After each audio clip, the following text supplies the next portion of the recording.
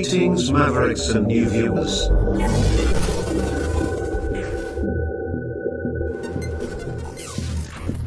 Tonight, direct and live, from the Maverick News Network, World Studios. This is Maverick News with Rick Walker.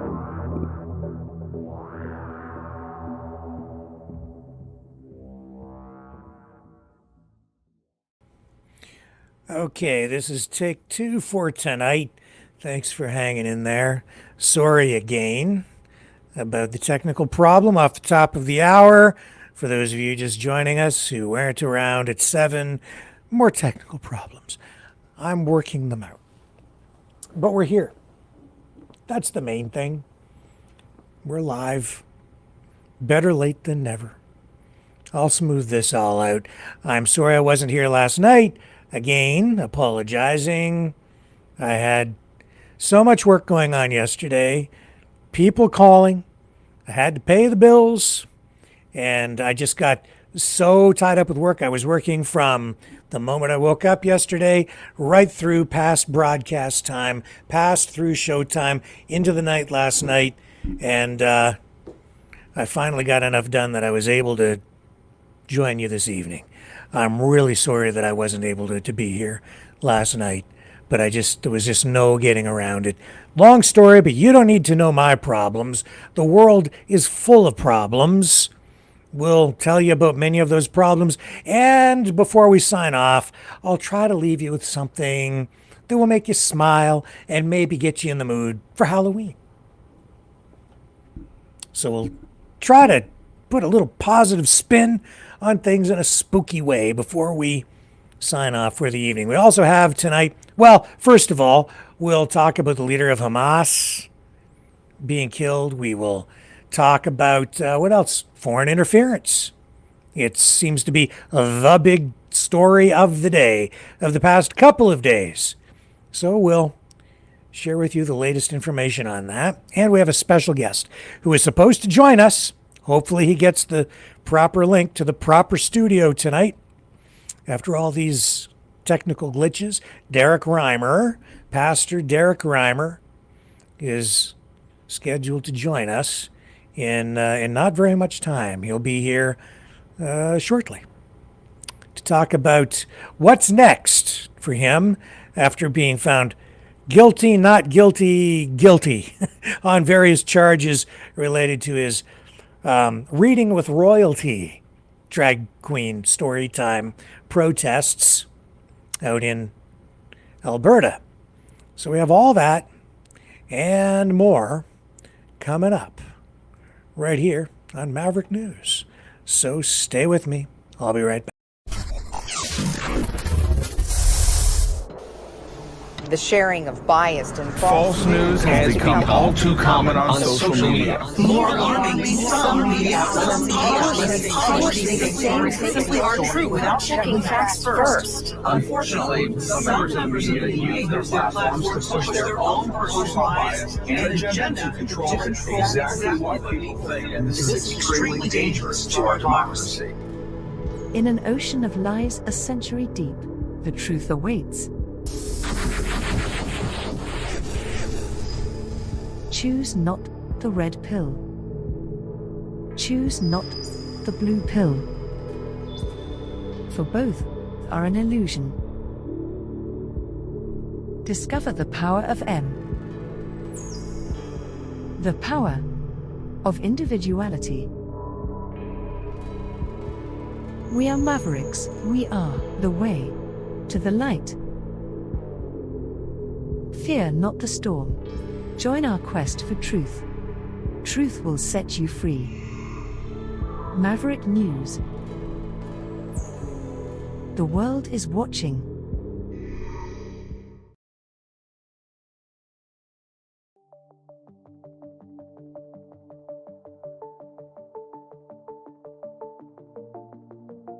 Greetings brave Mavericks. Our quest for truth continues. We go beyond fake news. Together we expose propaganda. Together we pull others out of rabbit holes. We are maverick thinkers. We are all unique individuals, defenders of individual rights and freedoms, credible, trusted, grounded in reality. Maverick News, Maverick News. Defending free speech, Donate at freedomreporters.com. Do it now. Tomorrow may be too late. Maverick News. The world is watching.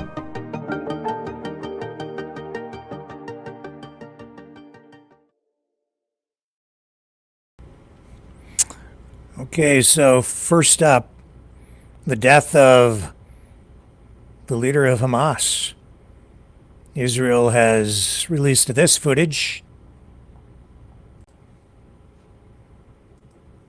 showing what it says is the attack that led to the killing. دعنا نشير إلى الصورة التي نشاهدها بشكل مباشر والتي نشرها الجيش الإسرائيلي وقال بأنها للعملية التي أدت إلى اغتيال يحيى سنوار في رفح. إذن هذه هي الصور من قبل الجيش الإسرائيلي والتي قال بأنها هي العملية التي قادت إلى اغتيال السنوار. إذن مصادر العربية مرة أخرى تم إجراء فحص DNA أولي لجثة السنوار وجاءت نتيجته إيجابية. And this is also interesting. Who speaks to this for the United States? Not so much Biden. He's taking a back seat to Kamala Harris.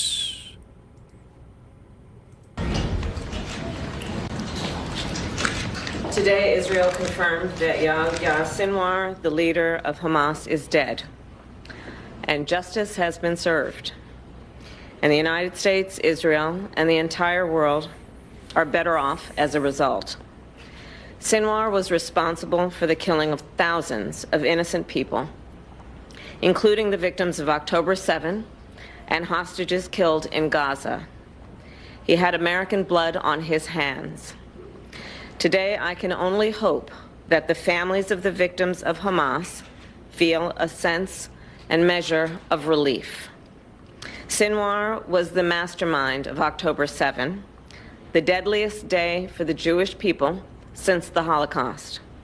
A terrorist attack that killed 1,200 innocent people and included horrific sexual violence and more than 250 hostages taken into Gaza, including 7 Americans, living and deceased, who remain in captivity. A terrorist attack that triggered a devastating war in Gaza, a war that has led to unconscionable suffering of many innocent Palestinians and greater instability throughout the Middle East. In the past year, American special operations and intelligence personnel have worked closely with their Israeli counterparts to locate and track Sinwar and other Hamas leaders. And I commend their work. And I will say, to any terrorist who kills Americans, threatens the American people, or threatens our troops or our interests, know this: we will always bring you to justice. Israel has a right to defend itself, and the threat Hamas poses to Israel must be eliminated. Today, there is clear progress toward that goal. Hamas is decimated, and its leadership is eliminated.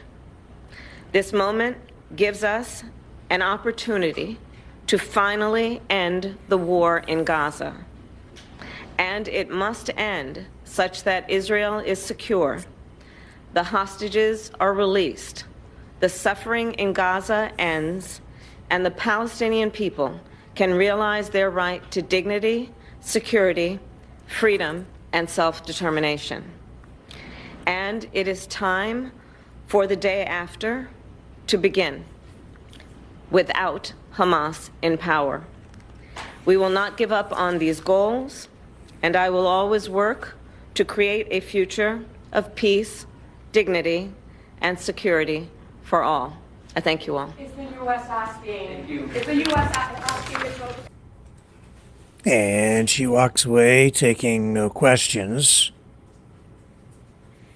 Delicate subject matter, especially in the final run-up to a presidential election.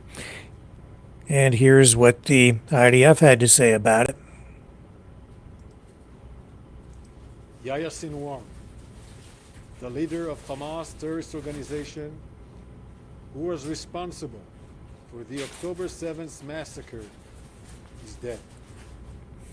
Sinwar was responsible for the most brutal attack against Israel in our history, when terrorists from Gaza invaded Israel, massacred Israelis in their homes, raped our women, burned entire families alive, and took over 250 men, women, children, and babies hostage into Gaza. 101 hostages still remain in captivity in brutal conditions. For the past year, Sinwar tried to escape justice. He failed. We said we would find him and bring him to justice, and we did it. It was Yahya Sinwar who decided to wage war with Israel while hiding behind civilians in Gaza. Since the beginning of this war that Sinwar started on October 7th, we've said our war is with Hamas, not with the people of Gaza. And we mean it. We are working to increase the amount of humanitarian aid, including food, water, and medicine that goes into Gaza, to the people of Gaza who are suffering because of Yahya Sinwar. On this day, our thoughts are with the families of those murdered or kidnapped because of Sinwar. We bow our hearts, heads, and remember, we bow our heads and remember our brave soldiers who paid their ultimate sacrifice to defend the people of Israel. Our work is not done. We will not rest until we bring home all our hostages by any means. And we will continue to operate until we complete all our missions in defense of the people of Israel. Thank you. Times like this, I have to wonder how Ronald Reagan would have handled things. You know, someone very profoundly once said many years ago that if fascism ever comes to America, it'll come in the name of liberalism.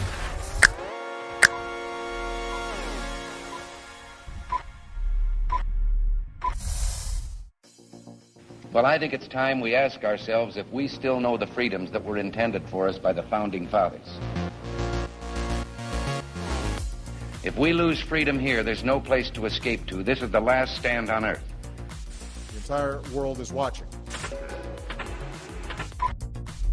Every dictator, every crazy dictator in the world is watching.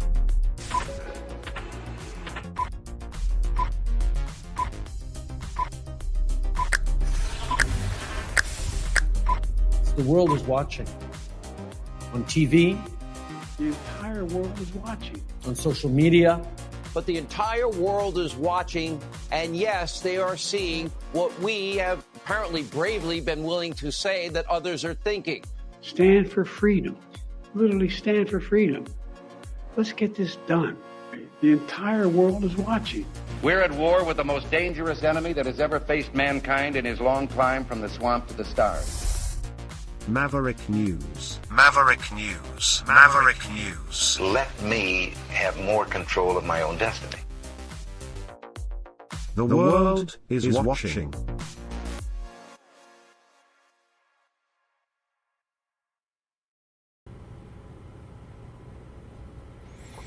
So, yeah, it has been a day marked by continued intense fighting in the Middle East. Reports indicate that over the past 24 hours, at least 65 people have been killed, 140 wounded in Gaza, according to the local health ministry there. This grim toll, reflects the relentless nature of the conflict, with reports from the ground describing non-stop targeting in northern Gaza, particularly around Jabalah camp, which has been under siege for days. And on the humanitarian front, some relief has been attempted, with at least 50 aid trucks arriving from Amman, Jordan. However, these supplies have not reached the most besieged areas of Jabalia. The international community remains deeply concerned, obviously. There's been an escalation in calls for urgent humanitarian intervention as the situation on the ground worsens, with reports of a starvation policy being imposed by Israeli forces in certain areas. Those are the reports, anyway.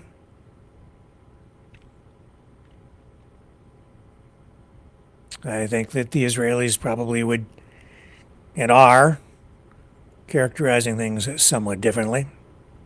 So this conflict is now in its 375th day.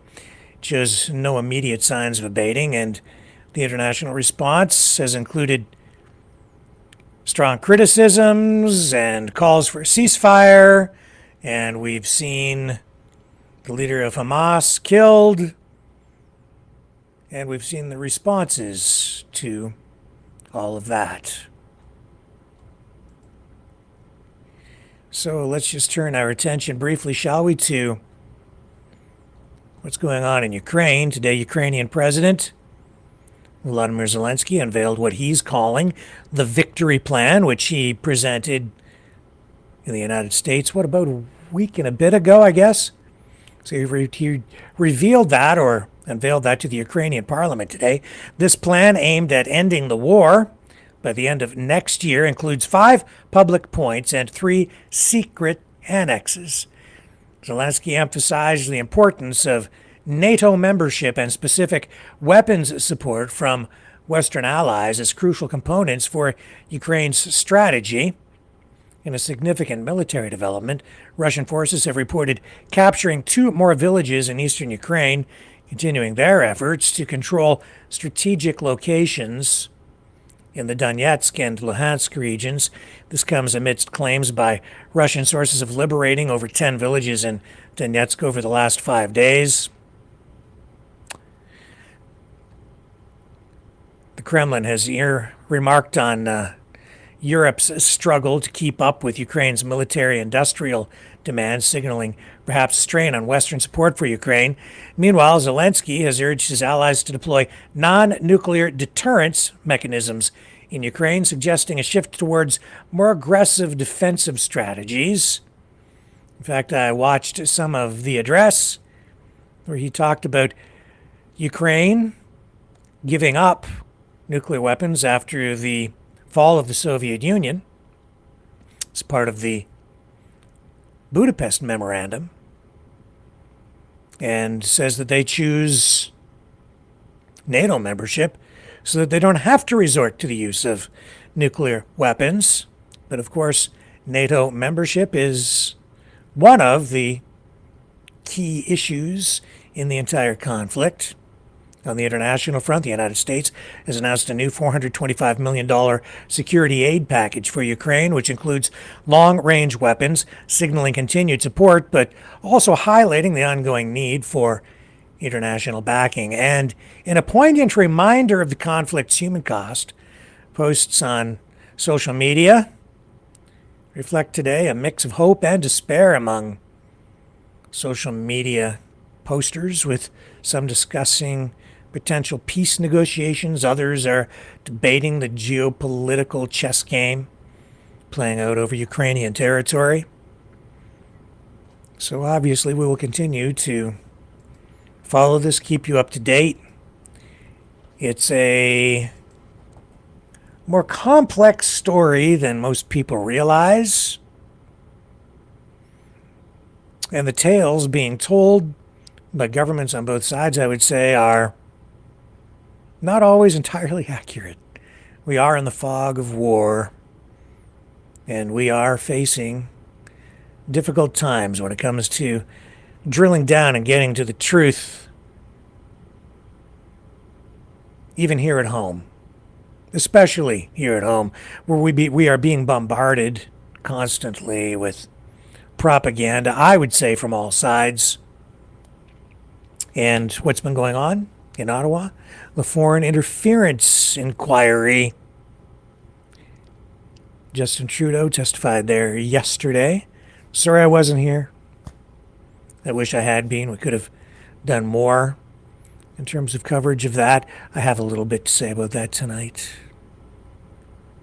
Very, very challenging times, especially with the technology being what it is. Can't tell what's real, can't tell what isn't. At least it's very, very difficult. Jagmeet Singh, Justin Trudeau today, both pointing their fingers straight at the Conservatives, clearly making accusations and barely, really not holding back much. Jagmeet Singh of the NDP in Canada, New Democratic Party, fourth party in the country, Liberals, Conservatives, Bloc Québécois, NDP, fourth, but they have a disproportionate amount of power. Anyway, Singh, of course, has seen the intelligence reports on these members of parliament or foreign infiltration within parliament that is supposed to be there. And he stood at a podium during a news conference today and basically pointed his finger at the other parties, and in particular, Pierre Poilievre of the Conservatives, as if to say, there's no problem in my party. It's in your party. It isn't really clear, though. They keep talking about all this foreign infiltration, foreign interference. And Singh and Trudeau saying it's Conservative MPs. Poilievre has refused to sign the documents, swearing himself to secrecy so that he can look at this intelligence information, even though he's entitled to, but of course then he would not be able to talk about it. Singh has seen it. He can't really talk about it. So it's all this vague language. We really don't know exactly what's going on. We hardly know what's going on at all, honestly. But I do know this. It's happening. I mean, look, we've got wars raging. We are in the middle of what is clearly a third world war.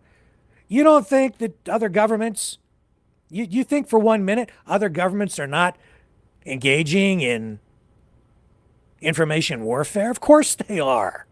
And we're doing it over on the other side, too.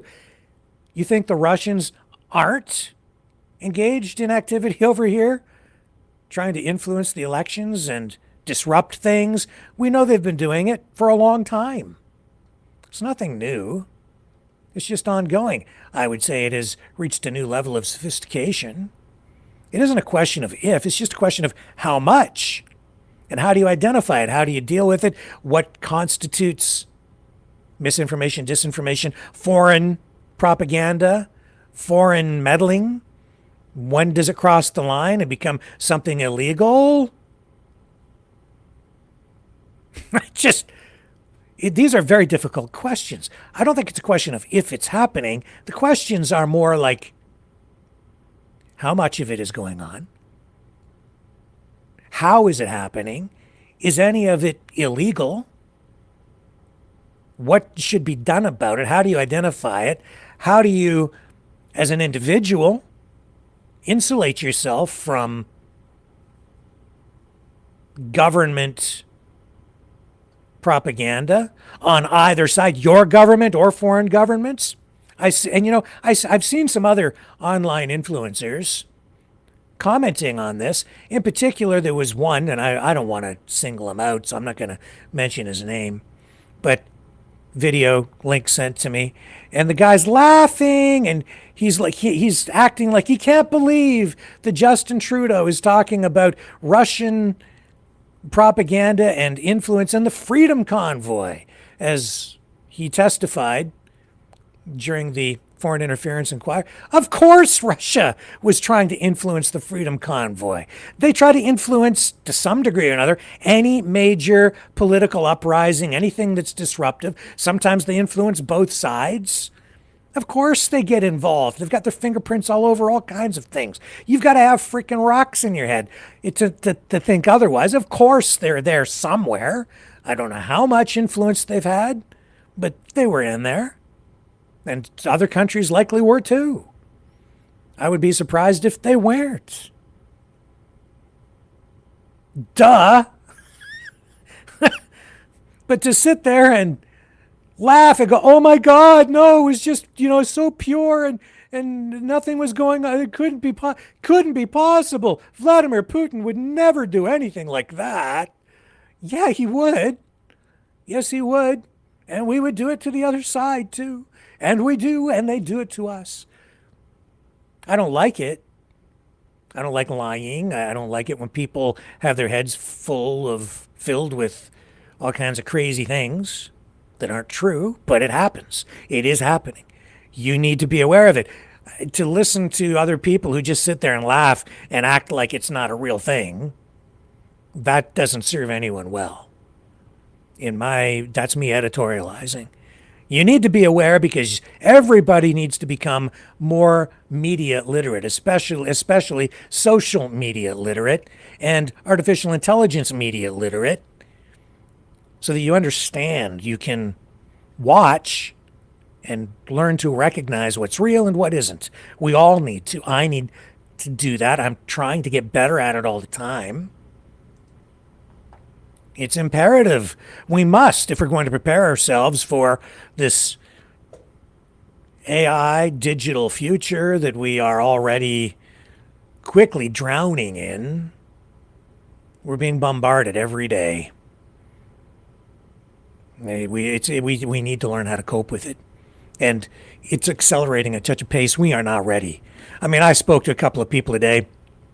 I was helping them with some of my work, and I needed them to spell some things out in a video conference, and they couldn't spell.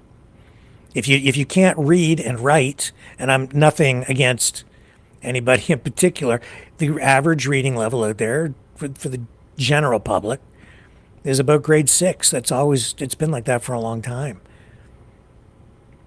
And people are coming up against AI and foreign governments with almost limitless amounts of money, and even our own government trying to tell you what to think, how to view things, feeding you information and videos generated with artificial intelligence and repurposed video and cleverly edited things, making it difficult for you to know whether you're coming or going, what's up, what's down, what's real and what is not. Jagmeet Singh today here at this news conference talking about foreign interference. And just to clarify on the names, there were no names of NDP members of parliament, parliamentarians, or there were none that you were concerned about? I've said this, and I hope I can. This is to be careful about revealing any inappropriate information. There was no information that I received, having read the document and received the top secret clearance. There's no information that I received regarding current or past candidates that required me to take additional steps when it came to the New Democratic Party. But there were outstanding issues from what I read reflecting the impacting other parties. And that's why I've said all leaders should get clearance and should take the necessary steps to protect the integrity of our democracy and to ensure that there's not this interference. If I can be very specific, I have said, and I pointed out, the only federal leader in our country right now who is not either committed to or obtained security clearance is Pierre Poilievre. It is very disturbing to me, given the ongoing threats, the ongoing and real threats from a foreign government impacting the lives of Canadians right now, in addition to specific allegations that are now public knowledge in the report that was released that specifically named the Conservative Party of Canada and at least 2 leadership races, the one where the current leader was chosen and the previous one. Given that, I cannot imagine why a leader would not want to receive all information possible to take every step to protect our country. I love our country. I love our democracy, as these workers do. These workers love Canada.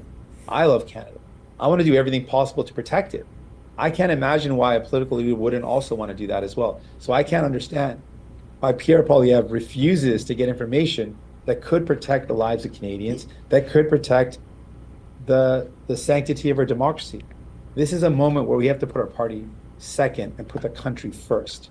It is a country first approach. And the only reason I think Pierre Poilievre is reluctant to take the information or get the information necessary is because he wants to protect his party above the country. And that is absolutely wrong. I'm going to let him keep talking. And we'll go to Zoom to take questions from journalists from afar. Excellent. Thank you very much. So just a reminder for journalists on Zoom to please use the raise hand function to ask your question. I'll pass it back to you, Nima. Yeah, do you hear me? Do you hear me? Hello? Hello? Just take a moment. I think there might be folks on Zoom, and Nina, who's working in Ottawa, will take a look at anyone who's raised their hand for questions. So I just want to make sure that you hear me. Hello? Yes, we can hear you there, Nina. Excellent. Perfect. So just a reminder for folks online to please use the raise hand function to ask your question. Un rappel à tout le monde en ligne d'utiliser la fonction lever la main pour poser votre question. We're going to start with Ashley Burke with the CBC. Please go ahead.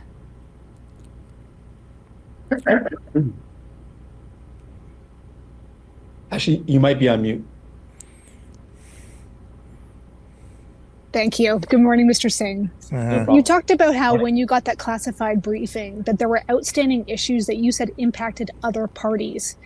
Did those outstanding issues impact the Conservative Party and what other parties? And what can you say about finger pointing the coming up of these outstanding issues from your perspective?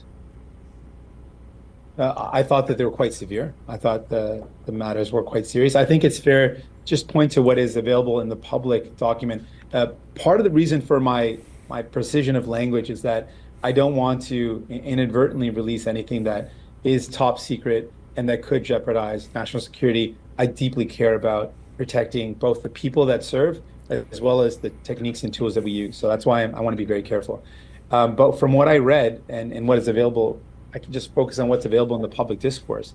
It is clear that there are, in this report, which I might remind folks, it was a report that was written by a committee that included members of parliament from all parties, in addition to senators. This report indicated that there was clear intelligence that impacted the Conservative Party of Canada. That is out there in the public discourse. That alone should raise serious concerns for Canadians, saying that, well, this public report, the portion of it that's public, has serious allegations impacting the Conservative Party of Canada. And Pierre Poilievre refuses to receive a security clearance to know about what's going on. And please, let's not buy his bogus excuse that this anyway limits what you can say. It limits the protection of our methodology and of the people, which I hope that he would also want to protect, but it doesn't limit me in any way from criticizing the government, from pointing out my disagreement with their conclusions, as I did. The special rapporteur said that there was no need for a public inquiry after receiving the information.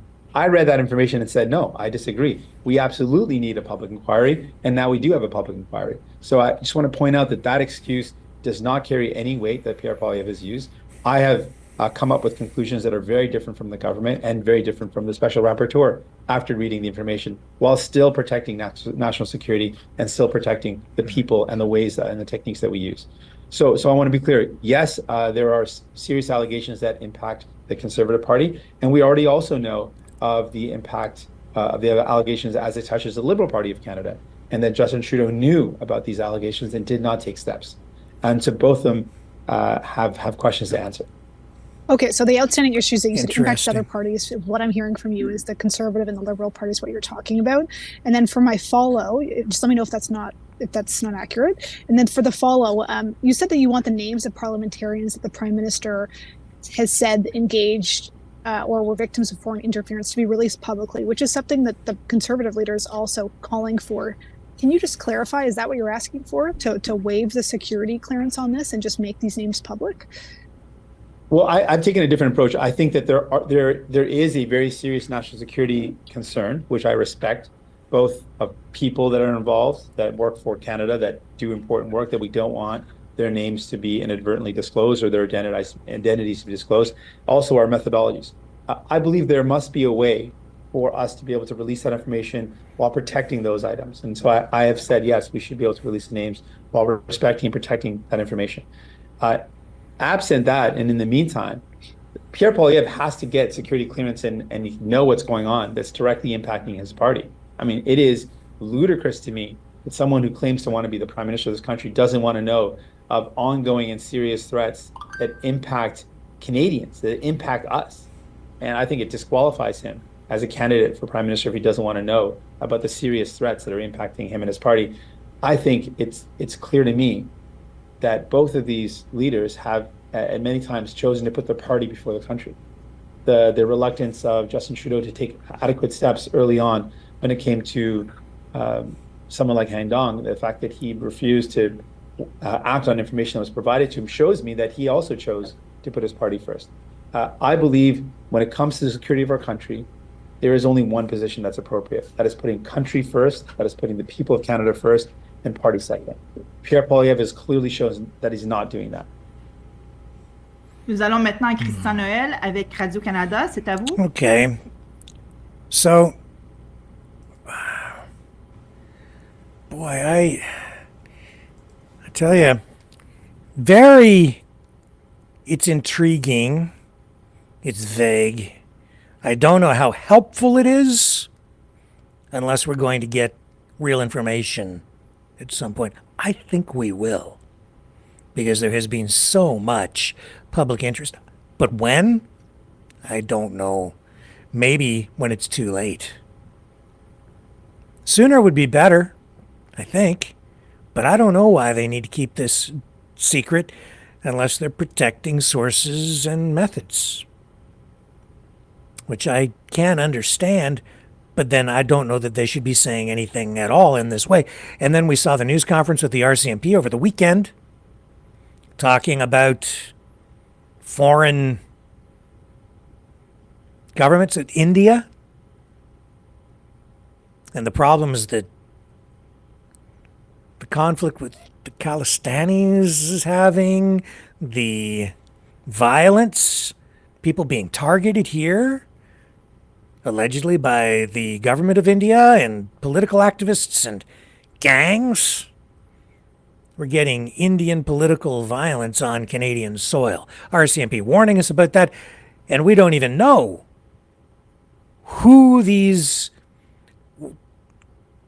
influencers are, which countries are involved with these parliamentarians. Is it Russia, China, India, Iran? A mix of these countries? We don't know. I think we've been making a lot of assumptions, thinking, oh, it must be Russia or it must be China. But maybe these parliamentarians are being influenced by, or bought off maybe, by other countries. No way for us to know. Poilievre, meanwhile, is posting on social media saying, release the names. And there's Singh saying that it's conservatives, basically, who are responsible or involved. And then Justin Trudeau at the Foreign Interference Inquiry yesterday saying this. He's also pointing his finger at Pierre Poilievre, leader of the Conservatives. Here's JT. Because I am Prime Minister and privy to all these informations, I have the names of a number of parliamentarians, former parliamentarians and or candidates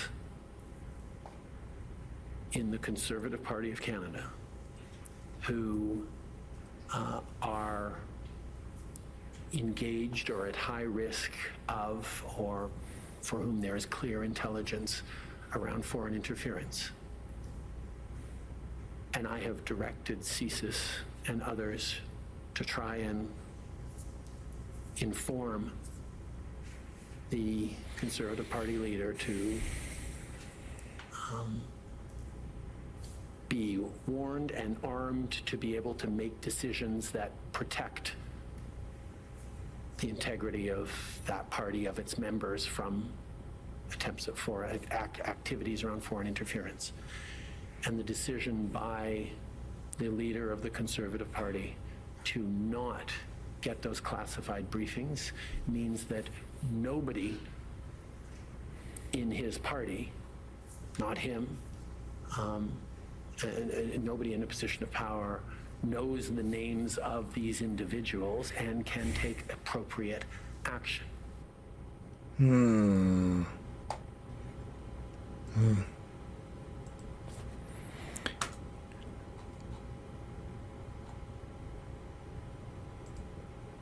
then Poilievre posting this on his X account. Name the MPs that have collaborated with foreign interference. That's Pierre Poilievre. There's his account. It says, my message to Justin Trudeau, release the names of all the MPs that have collaborated with foreign interference. And then there's a petition to sign. So Poilievre doesn't seem to be afraid, but Justin Trudeau seems to know something. I'll tell you, like, Poilievre's riding high in the polls. But something, it's like maybe this is the ace up Trudeau's sleeve, you know? Maybe this is the Conservative Party and Pierre Poilievre's, maybe this is their Achilles heel heading into the next election. Maybe this is why Trudeau isn't stepping aside. I'll tell you this.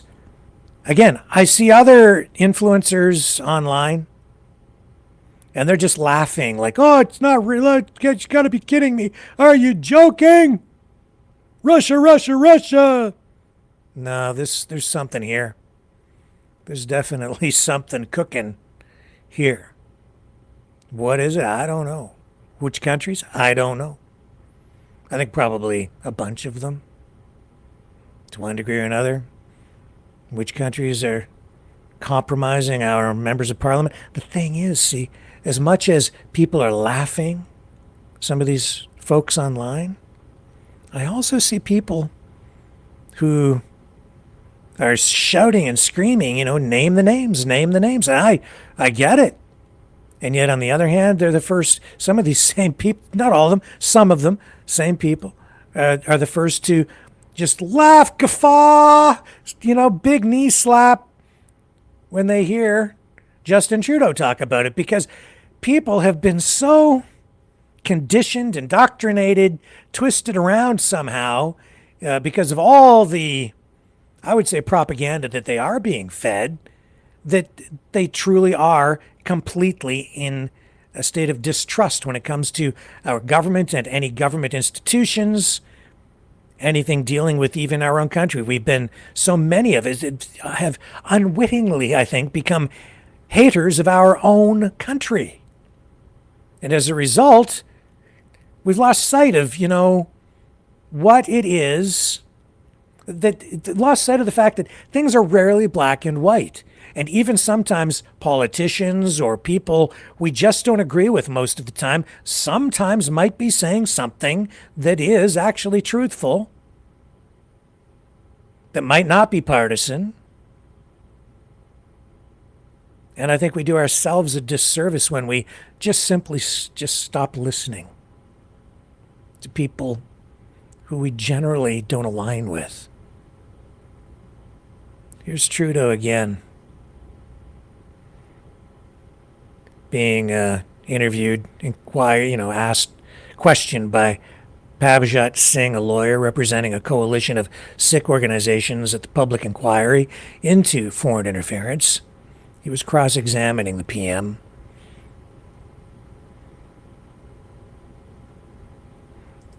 Let's tune in for a moment on this, shall we? JT again. You spoke about a number of ways that diplomats covertly and illegally collected information on individuals in Canada, including threatening to revoke visas. Some of the information that was collected by diplomats was also done by coercion, including threats of violence against family members in India, correct? I am very aware that there is an ongoing RCMP investigation and indeed trials and court cases on these issues. So I really would be hesitant to venture much further than I already have in which what I was saying was pretty much repeating what the RCMP announced on Monday. I wouldn't want to go further in characterizing things that are questions better asked of the RCMP. Sure, that's totally fair. So the RCMP's press release and its comments at the press conference stated that organized crime was used to execute the violent activities to create a perception of an unsafe environment targeting the South Asian community in Canada. Do you recall that? Yes.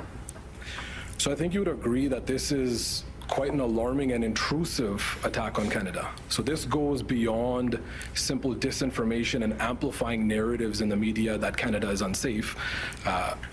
These individuals and government officials actually orchestrated violence to make people feel unsafe and come to that conclusion. Is that fair? I'd actually say there seem to be two goals in this. One is, yes, to make Canadians, particularly South Asian Canadians, feel less safe here in their own country.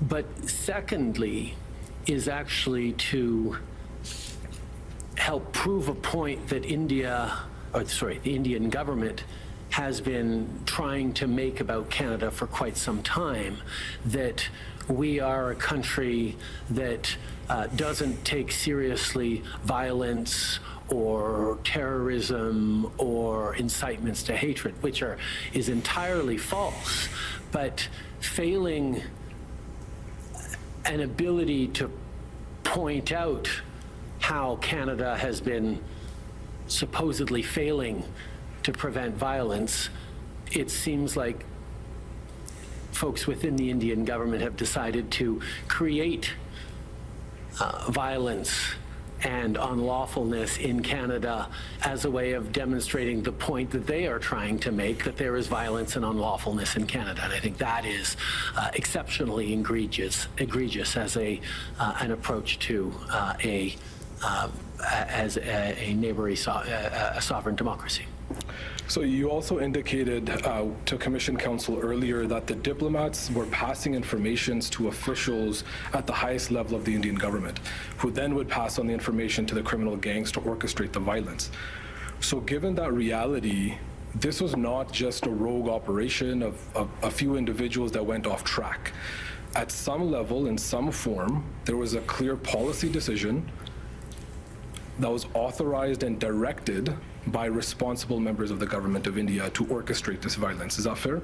I think that is an extremely important question, and that is a question that actually we have been repeatedly asking the government of India to assist us on. And to get to the bottom of the question of whether it is or could be rogue elements within the government, or whether it was a more systematic endeavor for the government of India, is exactly the kind of thing that for investigators here on the ground in Canada, it is somewhat removed from being able to uncover the internal machinations of the Indian government, of who went wrong or who did this or who did that. That's why from the very beginning we have been asking for India, the Indian government, to take these allegations seriously and proceed with their own investigations and work with us on figuring out exactly how these egregious violations of Canadian sovereignty actually happened. Are you aware of public statements made by Prime Minister Modi in spring of this year where he said something to the effect of, today's India doesn't send dossiers to other countries to request assistance. Today's India will kill our enemies in their homes. Are you aware that that statement was made publicly by the Prime Minister? That was a public statement that I am aware of. Maybe not in those exact words, but sure, as you say. Something to that effect. So you spoke earlier about the geopolitical instability and context that we exist in right now and how it intersects with different foreign interference threats. So I think you would agree that the Modi government's autocratic behavior in terms of these specific violent acts that have been carried out over the past year or two is a threat not only to Canada's sovereignty and institutions, but a very real threat to the international rules-based order itself.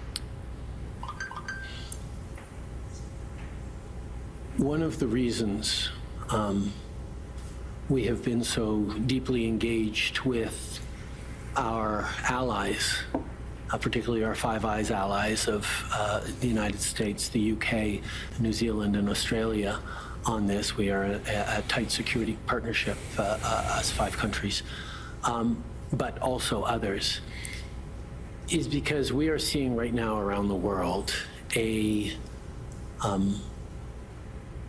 pulling back of the rule of law, contesting of the international rules-based order, whether it be Russia's illegal invasion of Ukraine, whether it be China's coercive diplomacy, as evidenced by the arresting of the arbitrary detention of 2 Michaels.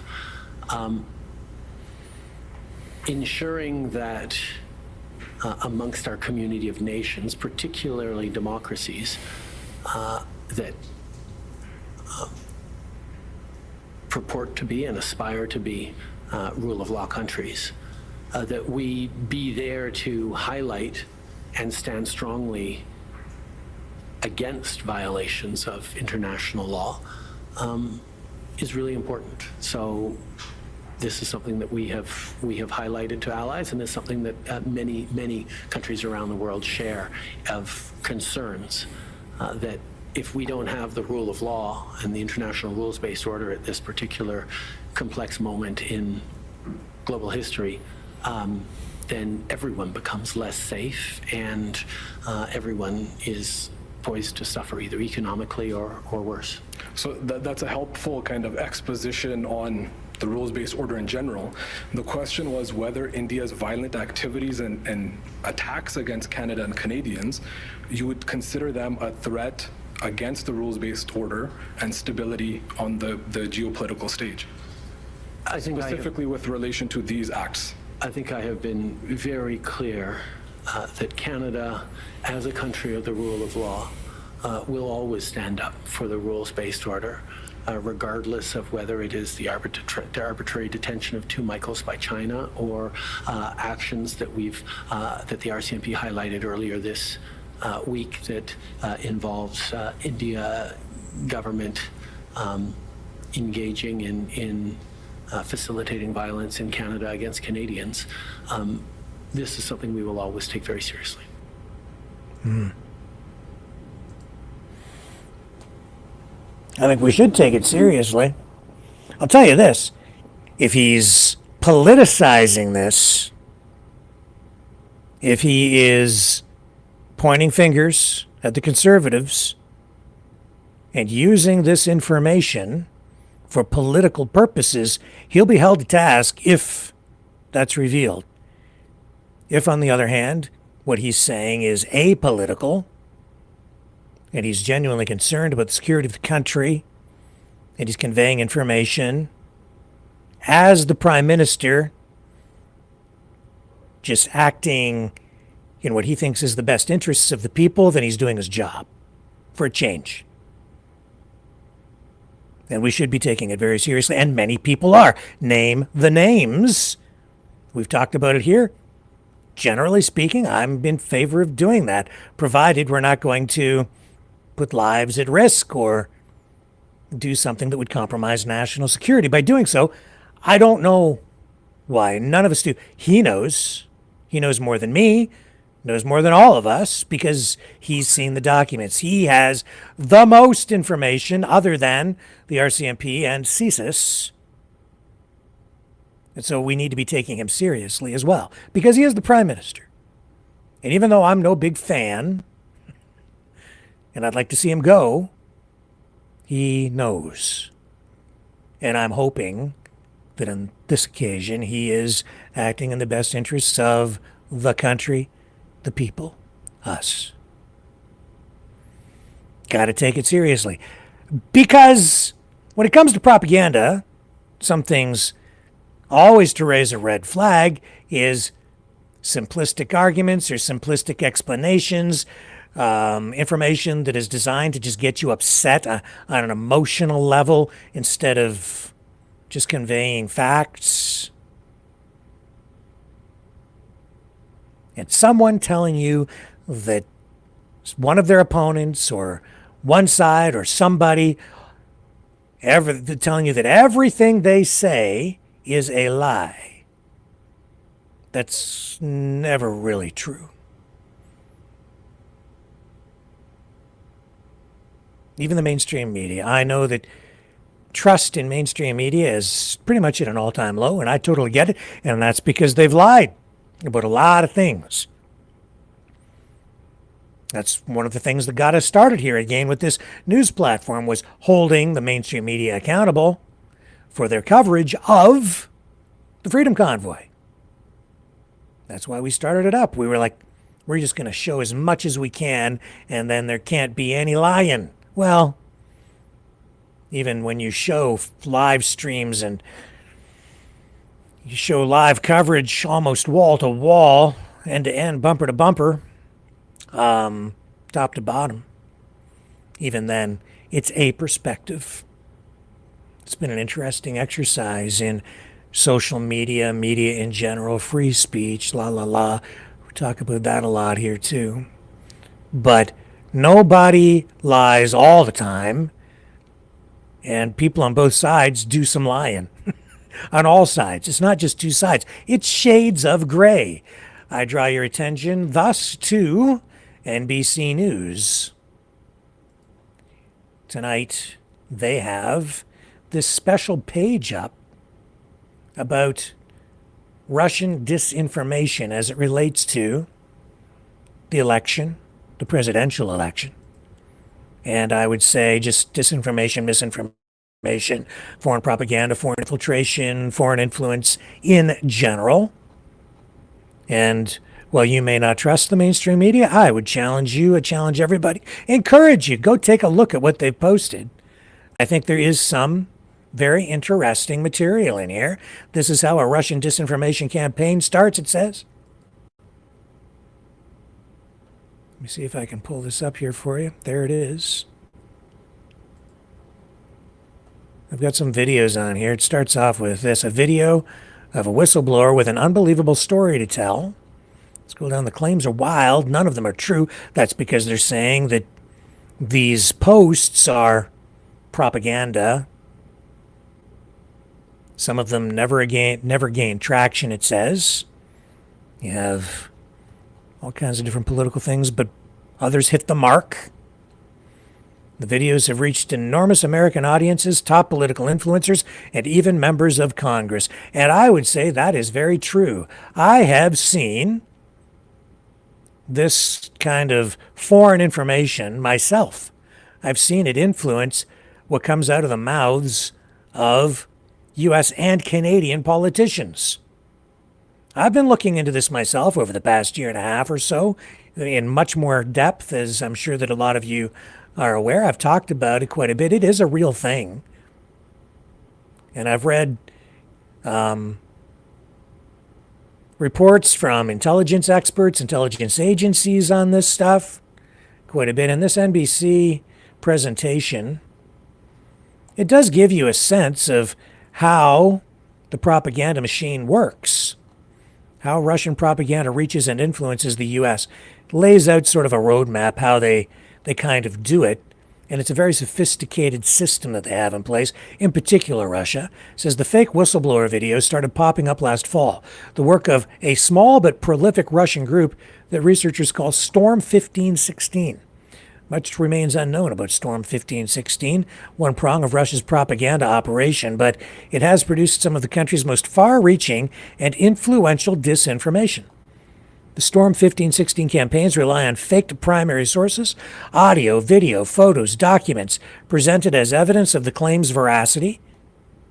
They are then laundered through international news sources and influencers to reach their ultimate target, a mainstream Western audience. And what happens here, I've seen it happen, is they start off with this propaganda campaign. They inject information into their information pipeline and even fake sites. And if they can get even one mainstream media outlet to bite on that piece of information and then put that into the mainstream media or even the independent but credible media stream information conduits here in Western society, they've scored, because then that generally gets picked up by other media outlets as well, because they run like a pack. I know, because I used to work over there. And when one media outlet gets something, now you think that they've vetted it, that they've checked it out, and then the next thing you know, everybody's running the story. So if you can get even just one major media outlet or even medium-sized media outlet to grab a story, it gives it legitimacy, and the next thing you know, you're rocking and rolling. There are videos on here. Всім привіт, мене звуть Олеся. Я розповім свою історію. This is a video of what they say is a fake. It's a fake video from a Ukrainian troll farm, sort of like a reverse flip, where they're saying it's like it's supposed to be a whistleblower saying that it's a CIA operation that they're blowing the whistle on, when in fact it isn't the CIA at all, that it is all fake. And yeah, I believe that. I totally believe that. And I think it's verifiable. They wouldn't be posting this stuff on NBC I don't think. Like, this would not be like a double super fake out information propaganda thing. You can believe what you want, but don't take my word for it. Go to the NBC site tonight, tomorrow. Go check out their presentation. They've done a lot of work on this. There's quite a bit on here. I haven't watched all the videos, haven't read all of this, but there's a lot of information on here, and I think that it could help us all understand how social media works and how the propaganda machines are working from not only other governments, but our governments as well. Okay, Derek Reimer's finally here with us. So let's bring Derek in. There he is. Hello, sir. Welcome back to the program. Oh, yeah. Sorry, just give me 1 minute here. I got to try Sure. to change my camera. Okay, angle. no problem. I'll be right with you. Okay, I'll just pull you down off the screen. We'll take a little break, and we'll come back to Derek on the other side of the... The information war is raging. Truth without integrity is worth nothing. Maverick News.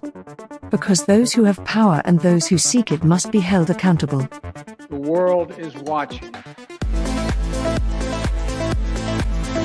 Join our family of truth seekers. Donate today and add your voice to the chorus of Maverick Knights. Donate at maverickdonations.com. Truth. Integrity. It's the Maverick way.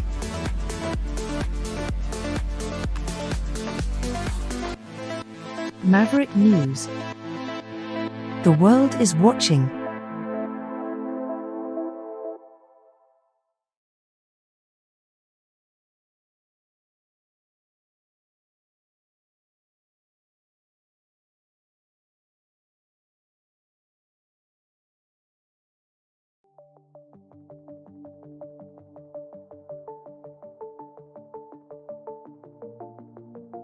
Greetings, brave Mavericks. Our quest for truth continues. We go beyond fake news. Together we expose propaganda. Together we pull others out of rabbit holes. We are maverick thinkers. We are all unique individuals. Defenders of individual rights and freedoms. Credible. Trusted. Grounded in reality. Maverick News. Maverick News. Defending free speech. Free speech. Donate at freedomreporters.com. Do it now. Tomorrow may be too late. Maverick News. The world is watching.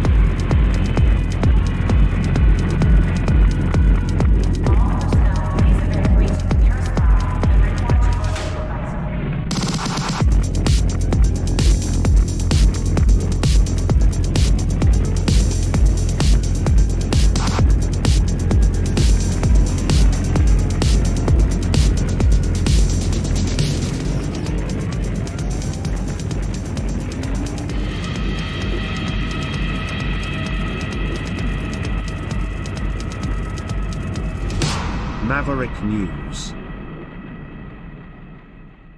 The world is watching. Okay, I'm just getting something lined up here that I'd like to include in this interview with Derek, so give me one moment while I get this queued up. Hang on. You know, someone very profoundly once said many years ago that if fascism ever comes to America, it'll come in the name of liberalism.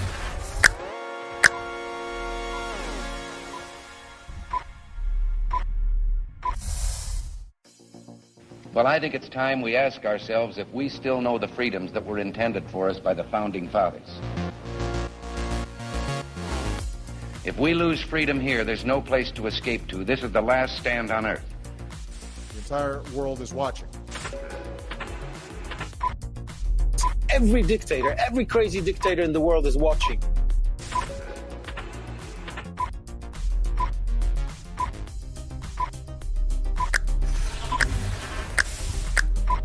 The world is watching. On TV, the entire world is watching. On social media.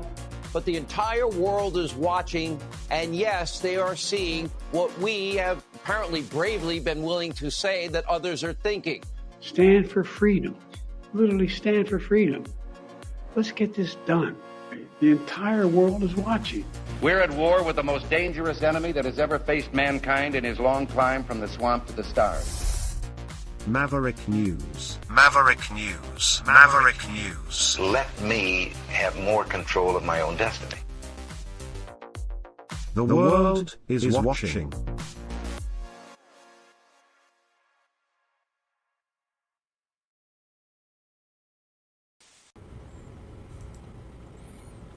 Okay, let's bring, I think he's ready. He might be ready. He might be ready. He's almost ready. Almost. Okay, are you ready there, Derek? You want to give me a thumbs up when you're good to go? Okay, let's bring him in. There he is. Welcome back. Do we have audio with you? Can't hear you. Can't hear you. Well, more technical problems.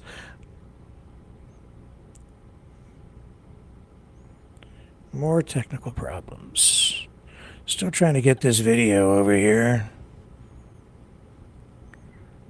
What I'd like to share with you tonight, I'm just having a little bit of trouble. Try one more time.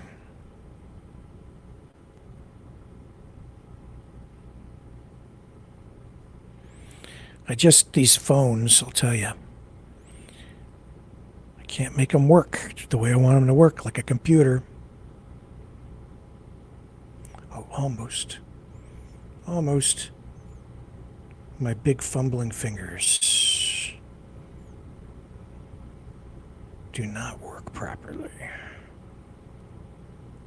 There we go. Okay, I'll be able to get this link now. All right, still waiting for Derek to get his audio straightened out. That gives me just a moment here to grab this link for us, which I know that I found, but I found it earlier and I had to send it this way. And now we'll bring it up over here. Yeah. Here we go. Okay, I've got the video. Finally.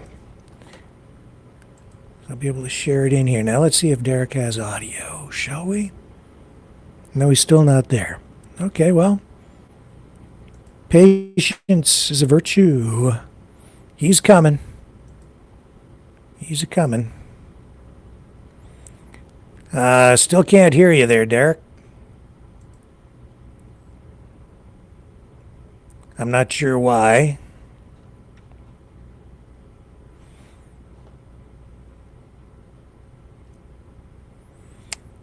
Not sure what's going on. Seemed to have audio a minute ago and now no audio. Tell you what, let's take another quick break. We'll come back, pick Derek up on the other side.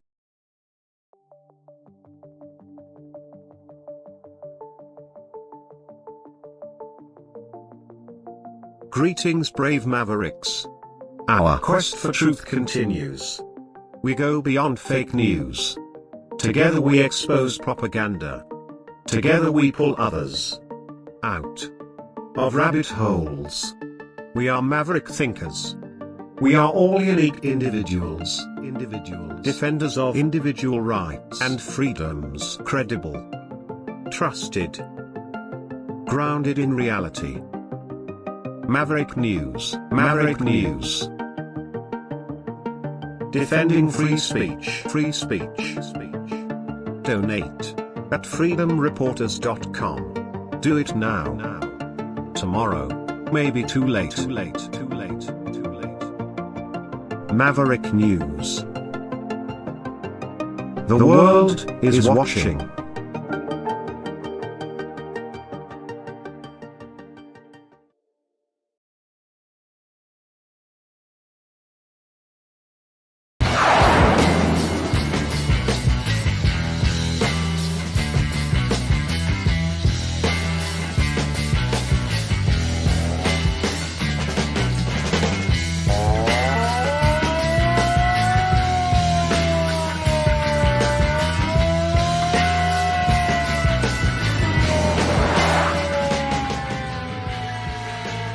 Maverick News. Fighting for freedom.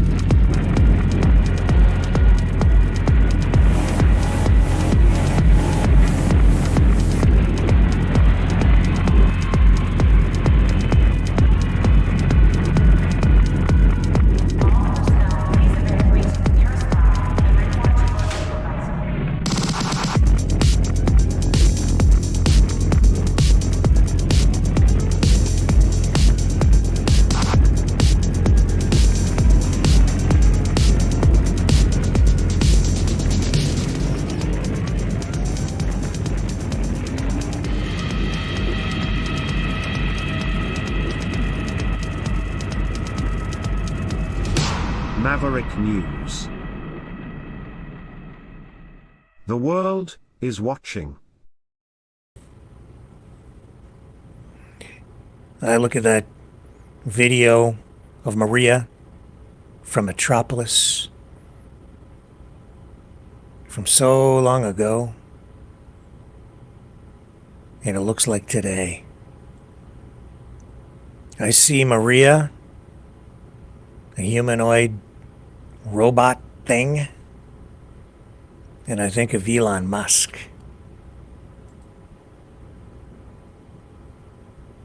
Neuralink, Optimus, androids. The future is now. And Musk, of course, part of the Trump team. We're being promised if Trump is elected that Musk will become part of the administration. And he's supposed to be, what is Trump calling it? The Department of Efficiency or something? That ought to freak people out. Those who are afraid of a renaissance of the Germany of the past. Efficiency. Here, hang on a second. Here we go. Taxpayer money is your money. But efficiency isn't necessarily a bad thing. If a government official is very effective in spending your money, taxpayer money is your money. If they're effective in spending your money, they should be promoted. They should be rewarded. And if they waste your money or do something that's basically corruption, they should be fired. Obviously, they have a duty to spend your money well. So yeah, true enough. True enough. Here he is talking about government waste. The Department of Government Efficiency, I think, is what it's called ultimately, right? Here he is again, Elon Musk. Is this what is coming in a new Trump administration? So if you do choose to be the head of the Department of Government Efficiency? Yeah, those. Yep. What do you think about we stop giving money to other countries such as Israel, Ukraine, and we stop funding forever wars that most likely is going to the deep state anyway? Yeah. Well, I think in general the amount of waste that happens with federal government is really staggering. It's a staggering amount of waste of taxpayer money. And if we're, for any given expenditure, we have to say, well, what does this do for the citizens of America? Like, how is this good for the people of America? It's their money. Like, for some weird reason, a lot of people in the sort of, state or whatever, the politicians, they seem to forget that the money being spent is your money. And if it's not being spent in a way that is beneficial to the American people, it's a misuse of the funds. Well, pretty simple. Are we ready here? Let's see if Derek's ready. There he is. Yeah, I hope. We have audio. We're ready. Oh, praise God. It works. Well, welcome back, and I must apologize because you were here a number of nights ago, the very same night on the day when this court ruling came down, where on that occasion you were found guilty on one of the charges. You were found not guilty on other charges related to your protest at a Reading for Royalty event at a library in Calgary. Can you just bring people back up to speed again and explain what the charges were, what you were found guilty on, and what you were found innocent on? Yeah, definitely, and I forgive you. Yeah, we didn't get you on. I'm sorry, we were in the middle of a long live Trump rally, and then you came in, and I know you couldn't stick around. I'm very sorry that happened. No, it happens, and I should have communicated too that I had to go to work, and it would have been just brief. But in any case, we made it today, and audio, everything is working. So bringing it back, February 2023, I protested a drag queen story hour at Seton Library. They charged me with mischief and causing a disturbance, in which I was recently acquitted of both of those charges, but I do actually have some breaking news that nobody else knows or has aired yet. So actually you're the first. This happened just about an hour ago, but I'll get to that in just a moment. I was found guilty on criminal harassment for opposing Drag Queen Story Hour to a library that was responsible and determined to host the event. I posted our 90-second interaction on Facebook. It's public.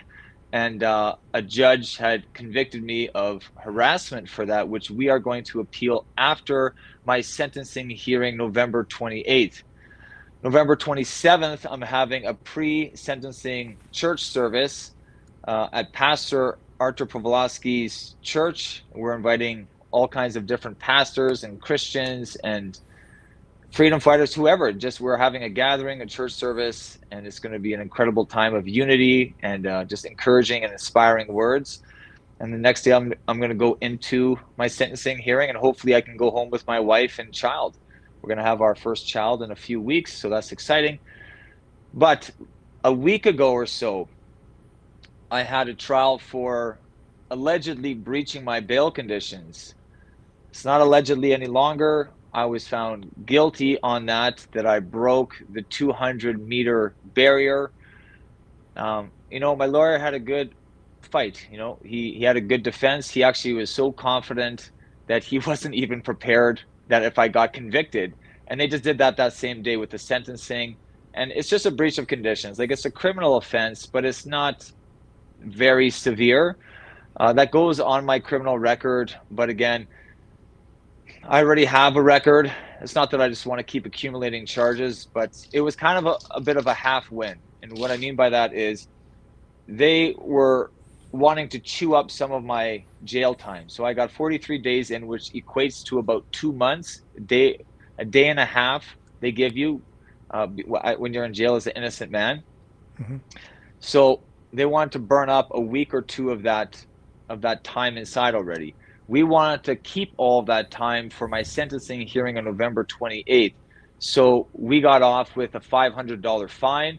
So praise God for that. We're happy about it. It looked good in the papers. It looked good towards the media. A lot of my haters, a lot in the homosexual community, they were upset by this. And just the whole spin of, oh, instead of, a week to 2 weeks in jail, he got off with $500 fine.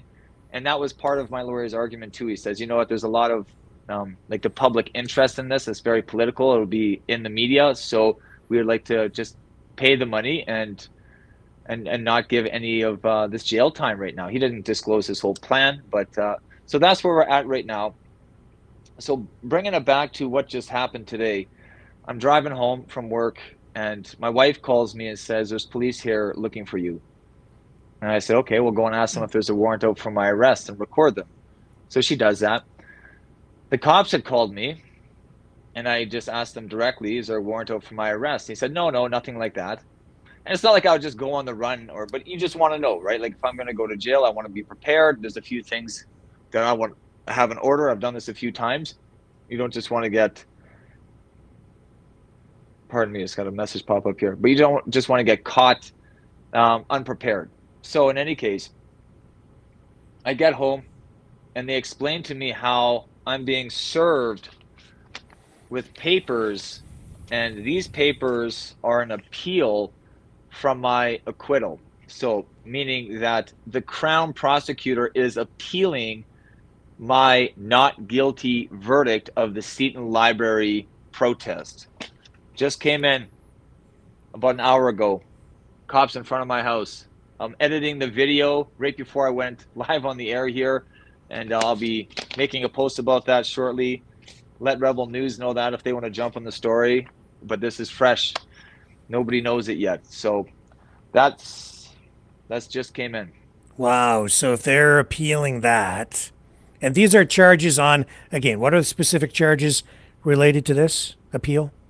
This was a Seton Library protest with cause disturbance and mischief, which I was acquitted on. So this is now Friday, February 7th of 2025, going back to court at 10 a.m. And I guess they want to lose again. Wow. You've probably, how much have you racked up in legal expenses at this point? I mean, it's got to be astronomical. It is, and it's more than I'm even aware of. TDF has been covering me with Rebel News. They're a registered charity, so I am so appreciative. They've covered every trial except for one. Derek Sloan has helped raise funds as well with the one trial that Rebel News didn't cover, and it was just timely, and we had enough money to cover my lawyer's expenses of $5,800 of that one particular. It was a bylaw trial, but we wanted to fight it and not just pay it and put up with these tyrants that are just bullying us and overcharging me. So when you come in with a lawyer, you're willing to drop nearly $6,000 on a bylaw charge. Yeah, it shows that you mean business, and especially that we're winning a bunch of these cases as well. Right now, my record is 7 wins, 5 losses. I plan to appeal the criminal harassment trial. I was convicted of 4 charges there, so that would put a swing of 11-1. So that's quite significant, granted that I win that. But we'll see what happens, because it's a possibility that I could lose the Seton Library trial, but I don't think that I will. You know, the battle belongs to the Lord, and I think it's just going to make our win even sweeter. You know, I have this video that I was able to skim off social media. I believe this is the manager of the Seton Library. I'd like to run this for you, and then after I run it, maybe I can get you to comment or even explain what it is we're looking at here. Let me just let this roll. Here we go. Pictures for like 5 and 10-year-olds. Hi. Hey, how are you? Hi, I'm Derek Reimer. Oh, hi, Derek. Nice to meet you. I'm just inquiring about Reading with Royalty. There's like events going on here. Not today. There's an event going on next week. It's a registered program. Okay. Yeah. That's your full name, Shannon Slater? It is. Okay, how long have you been working here? You know, I'm happy to talk to you about anything that you want to help you, but I'm not prepared to share that with you. Oh, okay. Yeah. Do you think it's appropriate to have, pervert grooming sessions going on here, You know corrupting what? children. I find that really offensive. We offer programs for children. We focus on age-appropriate programs. Right. And I'm not going to have a conversation. You know what I where you're find going to say offensive? that. Corrupting kids. Yeah, That's what I find offensive. This conversation is over. And we're going to make this public, and your name's going to be out there, and that's not going to be good for this you are library. welcome to threaten me. It's not a threat, but we want to hold you accountable. People that are hosting these pervert grooming and I'm hours. going to ask you to leave. I'll leave. That's fine. Yep. Can But leave? you need to be held accountable for the choices that you're making, and that's not okay. All right, so that offends me, just like you said you're offended, that's okay. But we're offended by the corruption of kids. I understand that, and that is your choice. Yeah. But I'm going to ask you to leave. Yeah, that's fine. But we'll be back, is what I'm communicating, if you continue to have these events. And I don't think you want that kind of attention. I don't think that's good attention, right? For you personally, like with your name and this library, I don't think you want that all over the place. I'm just saying that it will be. Okay, okay, God bless. So there you have it. They're hosting the Drag Queen Story Hour here at the Saddletown Library. And we got her name, and we got this location, and Tuesday at 1 p.m. is when it's taking place, and that's not okay. So show up, pray, call, complain, please do something, take action.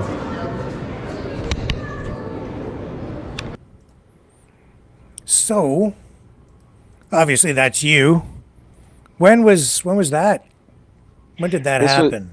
This was shortly after the Seton Library protest. We were on a protesting frenzy, hitting library after library, which is our constitutional right, and we plan to continue this as we clear up these battles in the courts. And it's not just me, there's another individual as part of our team as well.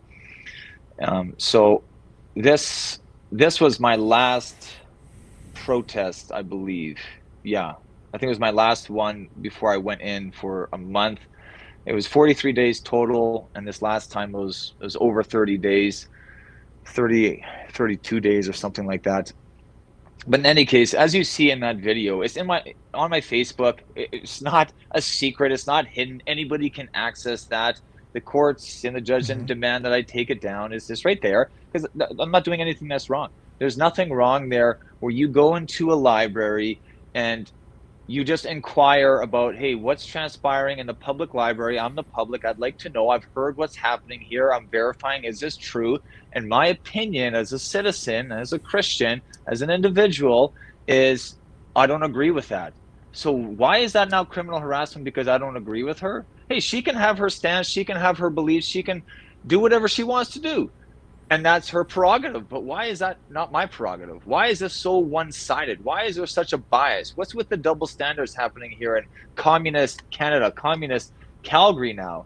It's a dictatorship. It's ridiculous. So you see in the video, there's nothing wrong with that.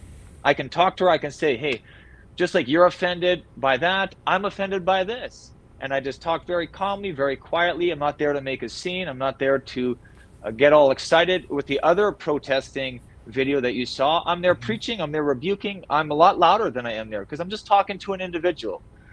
And I'm quite intentional about that, just to talk gentle, just to talk quiet and say, hey, we'll be back to protest. If you continue to host these events and you want to support these events, okay, like that's your prerogative. But my prerogative and my constitutional right is that we can peacefully protest this, which we have been doing and which has been very effective and which we've been shutting down a lot of drag events. That's been their choice to shut it down just because we show up and we peacefully protest, and we will continue to do that. Yeah. So, I mean, you go right into some of these events, as we've seen. Are you going to continue to do that, to go in, or do you have to stay outside and so far away, or if you just give me the lay of the land there? Yeah. So now our mayor has, and this was last year or a year and a half ago, because of our protests, she has now implemented this safe and inclusive bylaw that's to these hate protesters, which are the Christians specifically.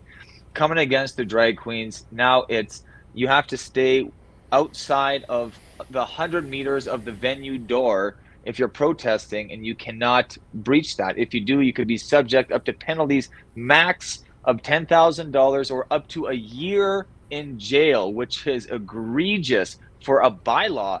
So right now, Larry Heather, he's been part of Exposing Darkness. He's been out protesting as much as me, if not more, because I was on strict conditions and stipulations. So he was willing to break this bylaw. I had conversations with lawyers about how to break it, and that they wanted to dismiss and beat this bylaw in court, that it would lose its power, that we would take back territory. So there was conversations behind the scenes about how to go about that. Larry was willing to break it. Unfortunately, he wasn't covered by these same lawyers that I had the conversations with, but nevertheless, there was people who wanted to donate. Pastor Art had donated a significant amount of money to hire a lawyer for him and 4 other individuals that broke this bylaw intentionally, because we want to beat it in court. The bylaw charge got dropped for 4 other people, and it stuck with Larry. And I would suspect because Larry is more well known to the city of Calgary, and he's notorious for protests, running for the mayor, nothing wrong with that, and just being a loud Christian on the streets. So he just had his trial this week, and the verdict is coming in November 26th. So we're going to find out if we can beat that safe and inclusive 100-meter unconstitutional bylaw charge November 26th. 27th, I'm having a church service for my sentencing hearing. 28th, I'm getting sentenced for criminal harassment with that video that you just saw, and I posted our interaction of this online. That is the post that you're seeing that's available to all people, and they constitute that as criminal harassment. Max penalty up to 2 years. So that is the interaction for which you have been charged with harassment, and you are about to be sentenced. Yes. And you could go to jail for up to 2 years? Yes. I see. So this is an issue of, for you, in a very large sense, free speech, freedom of expression. 100%. Yeah. And regardless of what happens, what's your intention? Even if you go to jail for 2 years, when you get out, would you do anything different, or would you continue to do what you're doing? You know, I see it as a spiritual calling and obedience to the Lord, that my primary initial ministry has been Mission 7, where we feed the homeless, we preach the gospel, we pray for the sick. Every weekend we go out to the streets, and we'll continue to do that, God willing. But this has also been an additional ministry and a movement to come against these principalities, that we don't wrestle against flesh and blood. Like, we're not hating these people, but this sin, the principality, the demonic forces, if you will, that are compelling and influencing, and that's behind this sexual corruption and this agenda of the children, that we want to come against this, like David up against Goliath, and we want to cut Goliath's head off. And I say that spiritually speaking, because, you know, the sword is we have our spiritual sword that we're using, and it's God's word. And that's why we come speaking the truth. We come preaching, but that's also in our constitutional right. It's a freedom of religion. You don't have to even believe in Jesus Christ to even be engaged with this battle. You can still partake in this battle. Anybody with any morality, with any decency, basically what I'm saying, this fight isn't just exclusive to Christians. And you know what? My past, I've been to prison. So, and that's not a secret either. The news has been all over that, trying to defame me, slander me. We might do a defamatory case and sue CBC. That's in the works right now. So there's a lot of battles going on.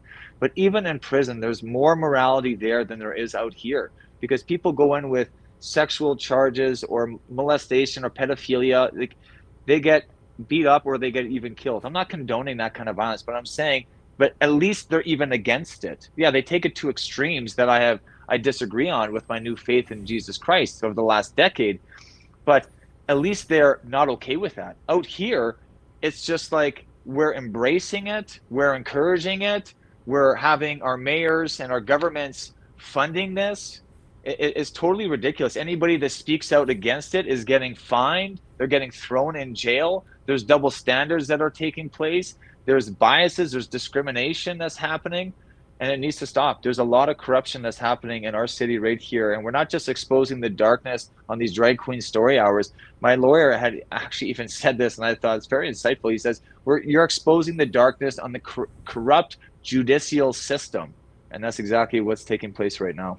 So I've seen some people online, including Christians and even other pastors, ministers, who have suggested that you're engaging in a form of cancel culture, which on, I'd say, the more conservative side, people have complained about for a lot, especially over the last, say, 5-6 years, even 10 years. How do you respond to those kinds of, I guess, critiques of your approach?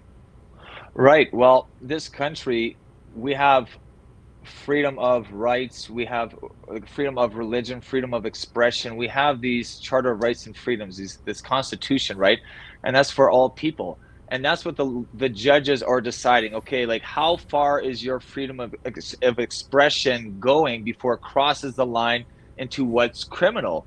And what's interesting is some of these judges will have a political bias. Some will leave politics out of it. So right now, the corruption and the double standards and everything I described earlier is happening even in our courts, inevitably. Like if somebody supports LGBTQ or somebody has a Christian background, well, that's going to now influence them, and whether they're left-leaning or they're right-leaning. But this is a country that's founded on that we have these rights. Everybody has these freedoms and these rights. And I don't think we're arguing, or I don't think we're going to say like, oh, you don't have the right to do this. Look at the LGBTQ. Look at the rights that they have. Look at the funding that they get. Look at the pride parades that they have. Look at the reading with royalty that they have. Like, they're not suffering there, right? If anything, I would say the Christians are suffering. What are we getting funded for? We're being told that you can't express your faith. We're being told that even though your scriptures say certain things about homosexuals, drunkards, etc., if you preach or you say certain things that your scriptures command you to do, we're going to find you, we're going to imprison you. Well, okay, this is a little bit off balance here. So I'm going to peacefully protest as I believe God has commanded me and called me to doing that.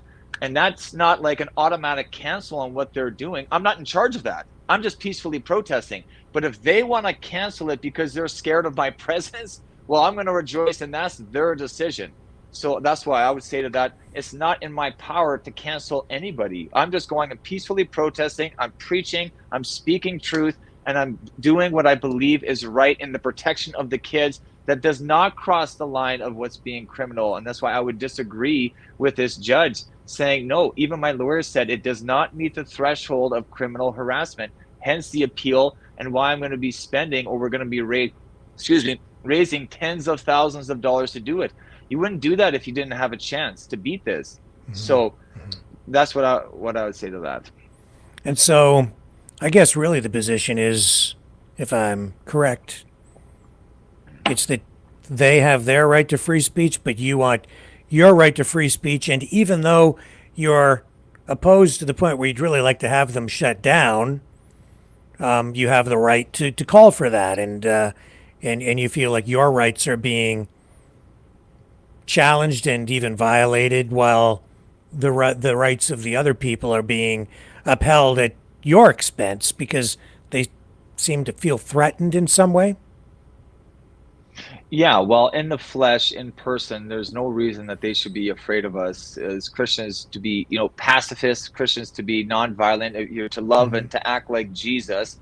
He's known for being loving, right? He's God, so God is love, it says in 1 John 4:8. So that doesn't make any sense in the flesh why they'd be afraid, but in the spirit, it makes a lot of sense why they're afraid, because they're of the spirit of their father, the devil. They're of the prince of the power of the air. They have the spirit of this world, and they are afraid of the spirit that's within us as Christians, the Holy Spirit. So going back to it, Pastor Art, we've done events together. I've joined him with some of his events at his spot there across from City Hall, the street church. They have protested. The homosexuals and Antifa have protested his street church. They have protested his March for Jesus. I have been there. There's been protests, when we've been having COVID rallies years ago. So that's their right to do it. And we don't come down on them for that. Like that, hey, that's your constitutional right to go ahead and do that. And if we would cancel our events because of their protest, well, that's our decision, and that's not their power that they hold. So let's flip it the opposite way now. If they have Drag Queen Story Hour, or they have a Pride Parade, and a bunch of us preachers and pastors want to go and protest and preach the gospel, that is our equal right and prerogative. And if they want to cancel, that's on them. And if they want to continue doing it, that's their choice. But this, again, is a country where both people of all religions and beliefs, even at the ends of the spectrum, they have the right to peacefully do that. And it's not being upheld. That's the problem that's happening. It's one-sided. Okay, and is there anything you think we might be missing or that you'd like to add tonight, Derek? Well, my wife's getting exasperated with this, saying, like, when is this going to end? And it seems endless at times, as we've been dragged through this for the last 17, 18 months. We're finally, we got our acquittal. Oh, I was found guilty of breaching my convictions. Oh, well, pay the $500, take a hit with a little charge on the record, whatever. Can't go to the States anyways, so it doesn't really hurt me a whole lot. And then we're trying to focus on this sentencing with November 28th. But you know what? It's okay. The battle belongs to the Lord. I got a lot of fight. I got a lot of energy in me. And we're drawing our strength from the Holy Spirit. And my lawyer, he was actually a little bit giddy. He was like, bring it on. Okay, let's beat him again. So he's got a lot of zeal, and he's got a lot of ambition just to keep going and keep fighting. And, I feel good about it. I feel confident. And, it's going to be that much sweeter when we beat them twice at their own game, because like my lawyer said to me, we are the underdogs. To go and beat the system is tough. And it's like going like David against Goliath. So that's why we need the Lord. If we just go on our own strength, we'll get clobbered, we'll get beaten.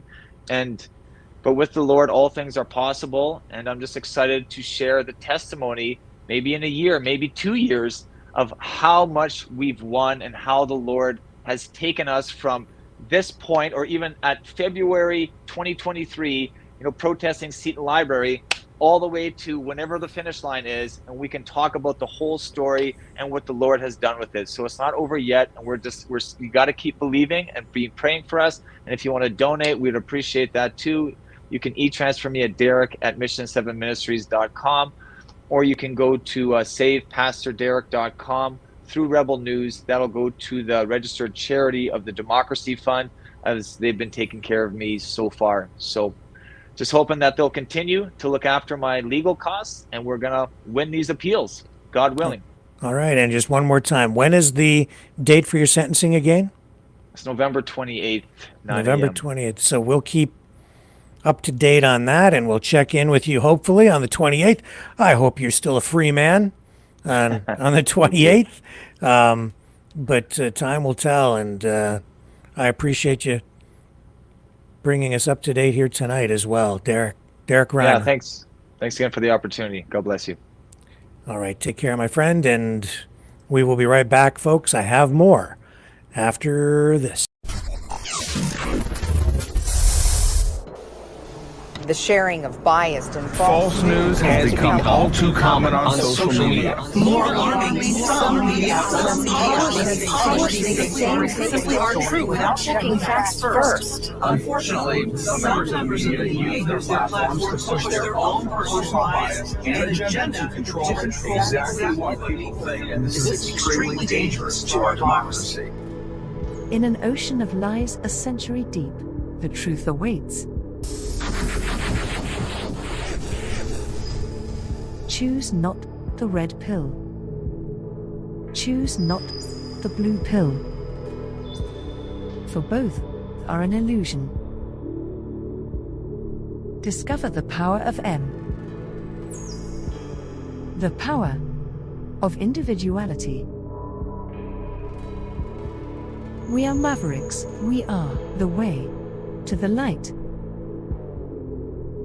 Fear not the storm. Join our quest for truth. Truth will set you free. Maverick News. The world is watching.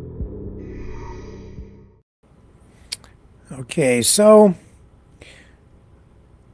I've been noticing Halloween decorations going up, houses around here. Some people just, they're just like Halloween crazy. There are a couple of places around my neighborhood that people have just gone way almost overboard. But I guess if you love Halloween, it's very theatrical, and it is kind of fun. And I've noticed, the costumes in the stores, the pumpkins at the supermarket, and at the roadside stands. And I see tonight that they've come out with a list of this year's most popular Halloween costumes. This is on the CTV site. This is their version of the story, kind of highlighting what the top costumes of this year are. This is from data skimmed off Google. So I guess the leading costume searches over the past 3 months have been, what else? Taylor Swift for kids. I don't know if that's even appropriate for kids, is it? Anyway, Rapunzel for adults. Rapunzel. Joker and Harley Quinn for couples. That seems rather dark and decadent. And Alvin and the Chipmunks for groups, and Tinkerbell for do-it-yourselfers. Alvin and the Chipmunks? Help me out here, folks. Am I missing something? Alvin and the Chipmunks, have they made a comeback? Is there some new Alvin and the Chipmunks thing? I'm sort of out of touch. Is there a new movie? I guess there is, yeah, Alvin and the Chipmunks. Oh, man. 2007, 2015. What's the newest one? Why Alvin and the Chipmunks?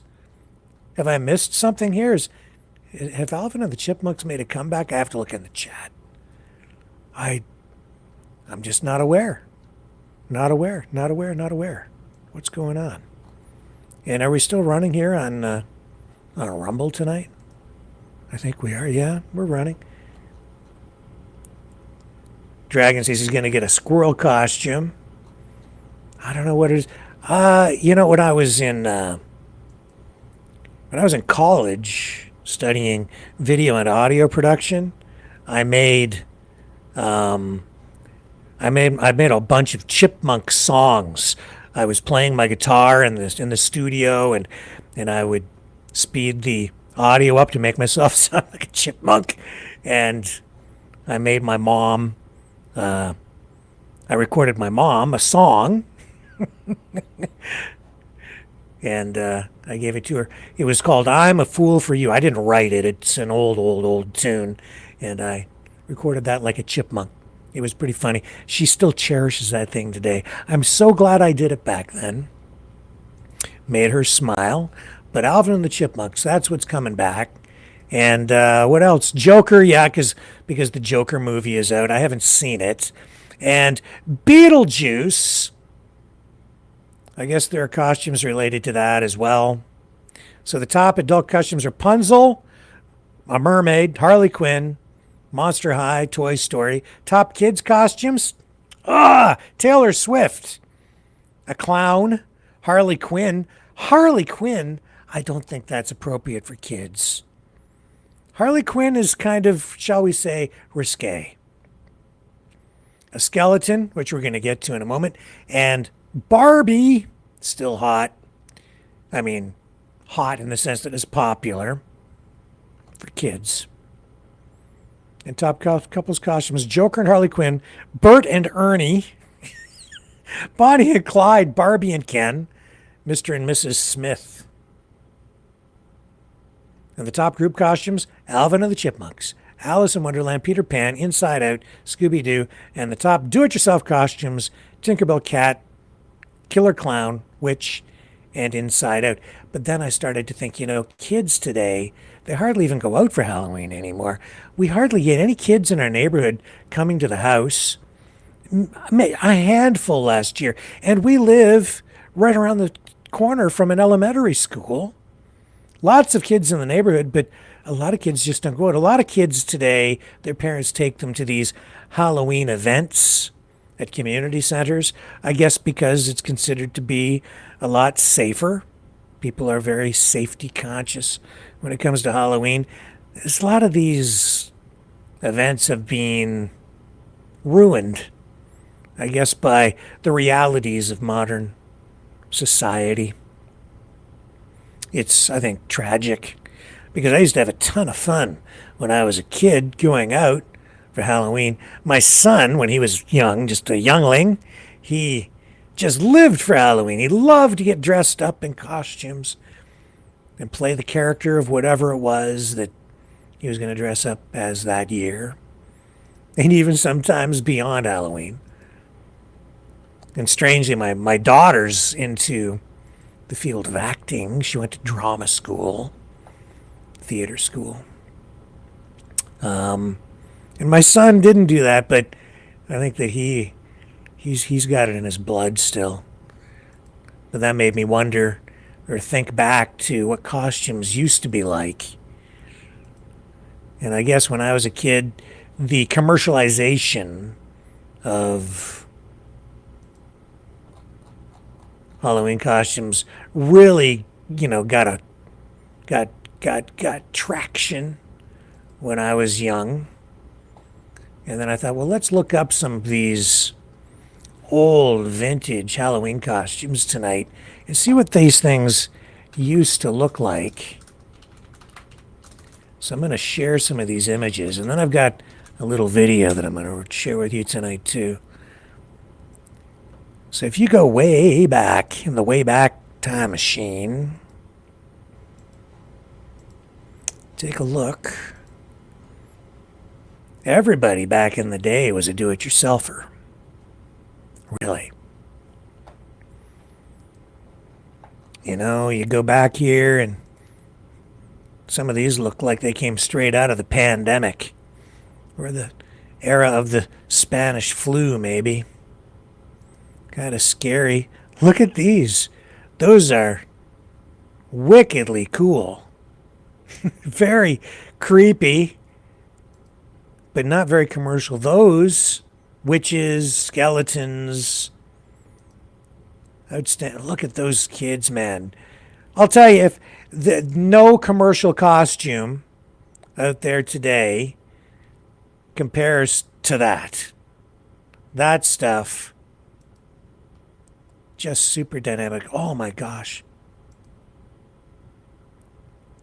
Does that not look scary as heck? Look at the donkey head thingy. I don't know, what they must be dressing up as characters from classic stories, classics now. A pumpkin skull head thing. And oh my, that's creepy as heck. Just a flower, that's definitely like 70s. Flower power with sunglasses and a ghost. Wow, man. These are really good. I don't know about the blackface so much, but you wouldn't do that these days. Oh, well, that's some cultural appropriation. And I dare not even remark on the ladies' costumes.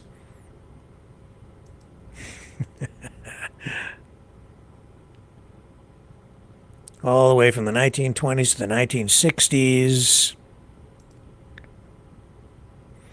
That looks like a ghost. Superimposition photograph. That's early artificial intelligence or misinformation, disinformation, special effects designed to trick you into thinking that was a ghost. Wow, that looks just Horrific. Horrifying. Look at the eyes on that mask.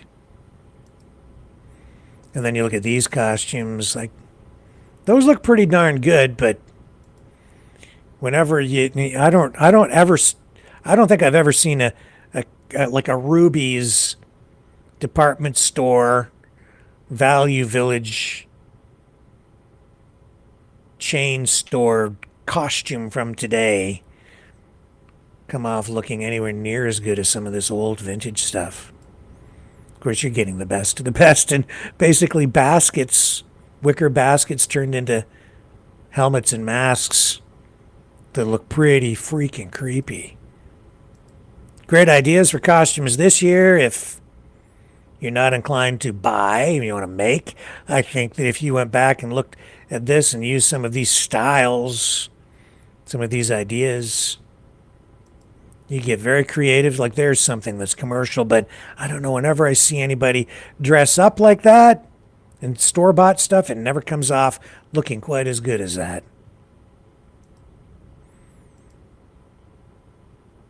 Is that Little Red Riding Hood?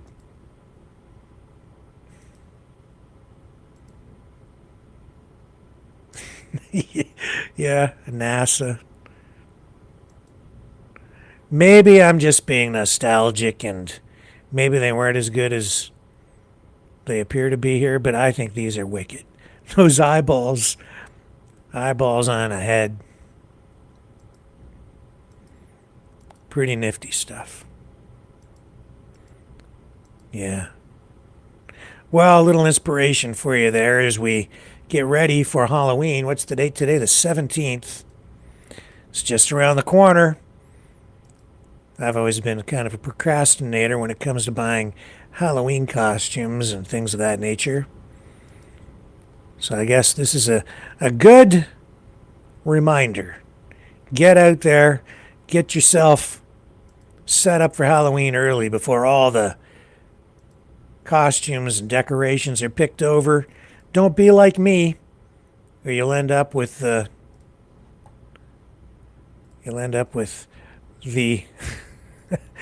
the worst decorated Halloween house on the block, and a costume where you're just standing there as yourself because there wasn't anything left on the shelves. Yeah, see, this is me. Clark Kent. Superman, right? That's my costume.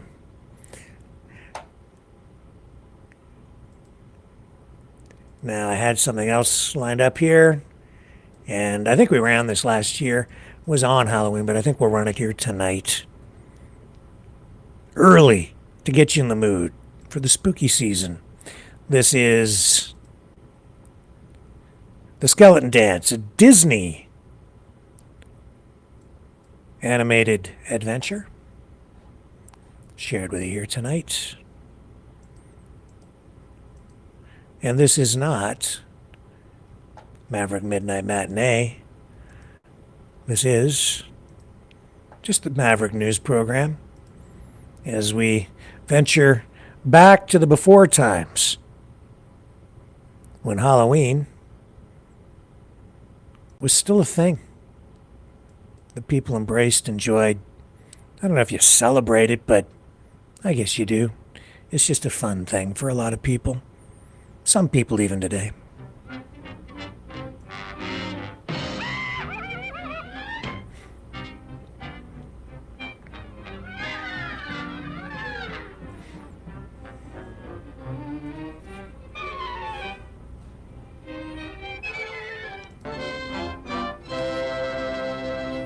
The end. Very interesting. That was almost a century ago. Almost a century ago. 100 years. 1929. 24, 5 years shy. Those were the days. I hope we get lots of kids this year. We've got candy. Stop by.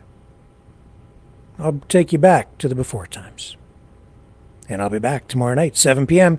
Eastern, right here on the flip side.